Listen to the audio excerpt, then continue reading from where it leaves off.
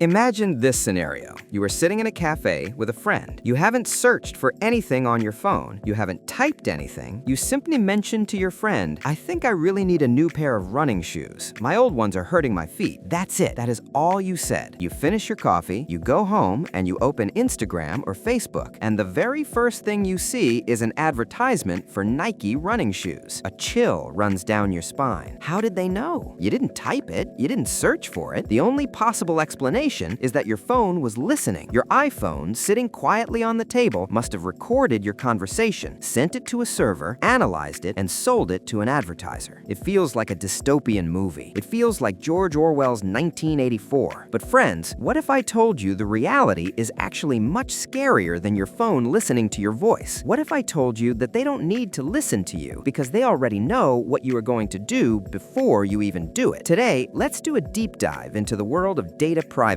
Let's find out if Apple is really the privacy hero they claim to be, or if there's something they aren't telling you. Is your iPhone spying on you? Let's analyze. To understand this, we first need to separate the myth from the reality. The biggest myth is that there is a man sitting in a dark room at Apple headquarters wearing headphones listening to your private chats, or that there is an AI constantly recording 24/7, uploading terabytes of audio files to the cloud. From a purely technical perspective, this is highly unlikely. Think about it logically. Audio data is heavy. If 1 billion iPhones were constantly recording and uploading high-quality audio, the amount of data usage would be massive. Your battery would drain in 2 hours, and your data plan would vanish. Engineers have analyzed the data packets leaving iPhones, and they simply haven't found the massive audio files that would prove this theory. So, does that mean the microphone is off? No. Your iPhone is listening, but it is listening in a very specific way. It is listening for a wake word. In Apple's case, "Hey Siri." Inside your iPhone, there is a small, low-power chip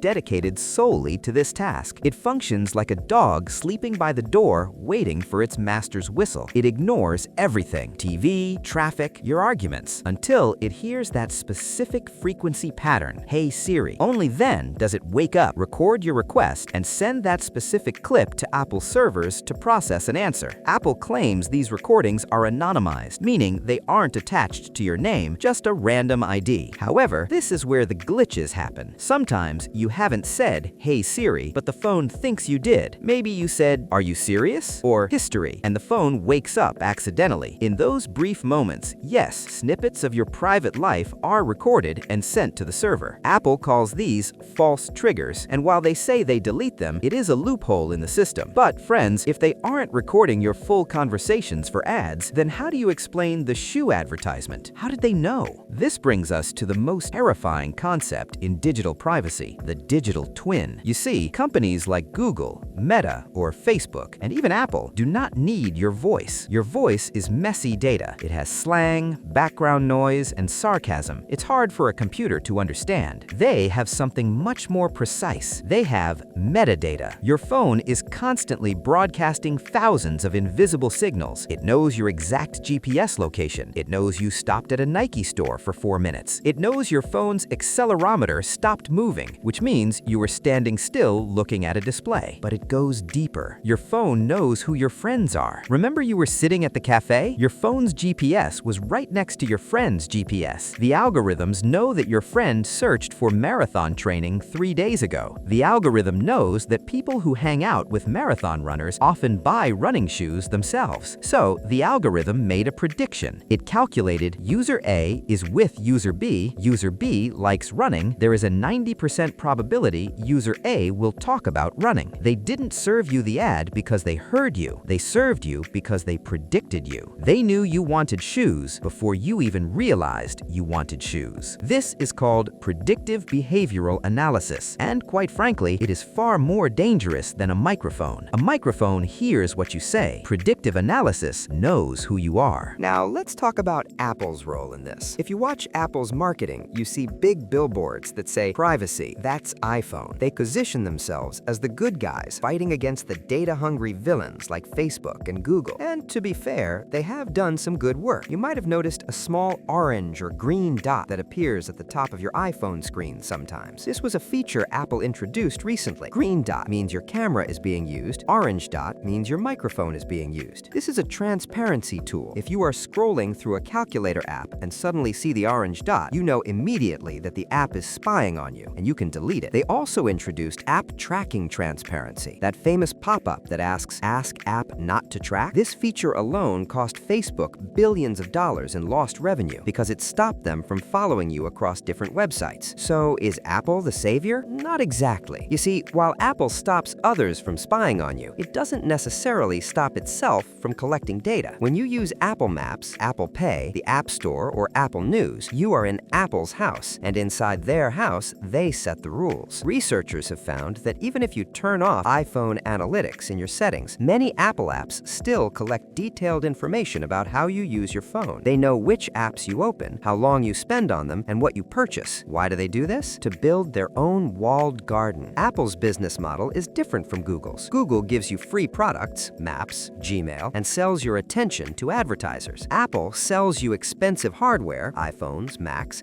and services, iCloud, Apple TV. Apple protects your privacy from third parties, not just out of morality, but because they want to be the only ones with access to you. They're cutting out the middleman. They're saying, don't give your data to Facebook. Keep it here, on the iPhone, where it is safe, with us. It is a strategy called privacy as a luxury product. If you can afford an iPhone, you get privacy. If you buy a cheap Android, you are the product. But there is a darker side to this privacy claim that we must discuss: the issue of permissions. Most of the time, the spying isn't done by hackers or government agencies. It is done by us. We give permission for it. When you download a flashlight app or a simple photo editor, do you read the terms and conditions? Probably not. You just click allow, allow, allow. Many free apps on the App Store are actually Trojan horses for data collection. A weather app might ask for access to your contacts. Why does a weather app need your contacts? It doesn't. It wants to build a social graph of who you know. A simple game might ask for microphone access. Why? They might say it's for voice chat features, but in the fine print, they might reserve the right to analyze background audio for market research. This is where the real spying happens. It's not a secret conspiracy. It is a legally binding contract that you signed without reading. There is also the threat of mercenary spyware. You may have heard of Pegasus. This is highly advanced software sold to governments. It can infect an iPhone without you even clicking a link. This is called a zero-click exploit. If your phone is infected with Pegasus, they can turn on your camera and microphone remotely, read your encrypted WhatsApp messages, and track your every move. However, friends, we must be realistic. Pegasus costs millions of dollars to deploy. Unless you are a high-profile journalist, a politician, or a billionaire, it is very unlikely that anyone is using Pegasus on you. For the average person, the threat is not the government. The threat is the advertiser. So, what is the conclusion here? Is your iPhone safe? The logic is simple. Total privacy is an illusion in the modern world. If you carry a device with a GPS, a microphone, and an internet connection, you are generating data. However, you are not helpless. Here is the practical solution: the actionable steps you can take right now to secure your digital life. Step 1. The audit. Go to your iPhone settings, scroll down to Privacy and Security, and click on Microphone. Look at the list of apps. Does that random game really need your microphone? Does that wallpaper app need it? If not, turn it off immediately. Be ruthless. Step 2. The Hey Siri decision. If you are truly paranoid about the accidental recordings, go to Settings, Siri, and Search, and turn off Listen for Hey Siri. You can still use Siri by pressing the side button, but the passive listening will stop. Step 3. Location services. This is the big one. Go to Privacy, Location Services, and you will see apps that have access always, while using, or never. Change as many as possible to while using. There is absolutely no reason for Facebook or Instagram to track your location when you are not using the app. Step 4. Understand the trade-off. We have to accept that convenience comes at a cost. We want Google Maps to tell us where the traffic is. We want Siri to set our alarms. We want Instagram to show us content we like. The price we pay for these free, magical conveniences is our data. The question you have to ask yourself is not, is my phone spying on me? The question is, am I getting enough value in return for the data I am paying with? Apple is certainly better than the alternatives. Their business model relies on you buying their hardware, not on selling your data. But never make the mistake of thinking they're a charity. They are a corporation, and in the world of big tech, data is the new oil. So, the next time you see an ad for those running shoes, don't panic. Your phone didn't hear you. It just knows you better than you know yourself.